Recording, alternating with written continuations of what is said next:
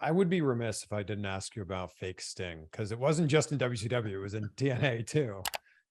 Yeah, man, so crazy, but some of the most exciting times in my life was being somebody else. I was one of the many in WCW that was doing the security, but I did have some higher ups that knew who I was, and I think I was picked back then just because of the look. I had the long hair, even though Sting's hair wasn't as long anymore, but I fit more of the Crow Sting, and I got Sting's outfit.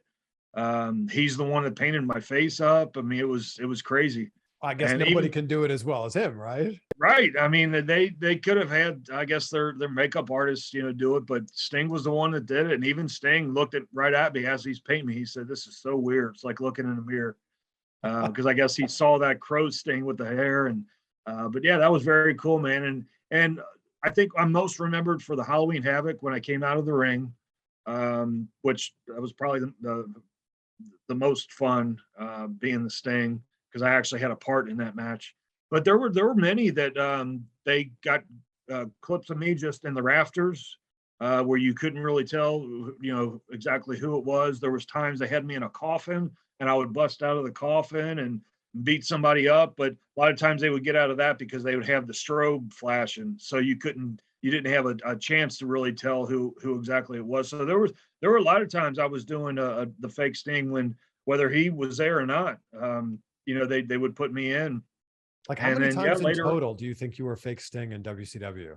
Oh wow, less than 10, But but more than six? yeah, yeah. I mean, and it could be just something small. Wow. Just maybe just a little background skit that we're doing, and Sting comes from the darkness and starts whooping up on somebody, that just little things like that. But yeah, and there were some times that you didn't have the chance to look so close to the face anyway because they didn't want to see it wasn't Sting. But there were sometimes it was so hard to get a look that I just wore one of those masks that they would sell.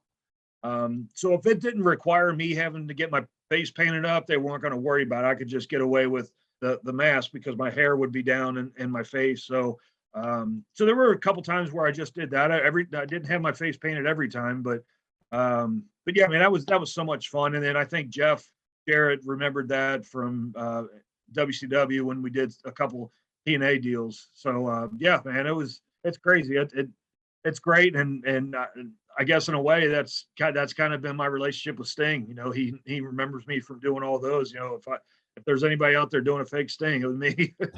It's amazing that years later, yeah, you did it in TNA too. Yeah, man, that's crazy. But Wow. Jeff remembered how great it was, so that's why he wanted to use it again.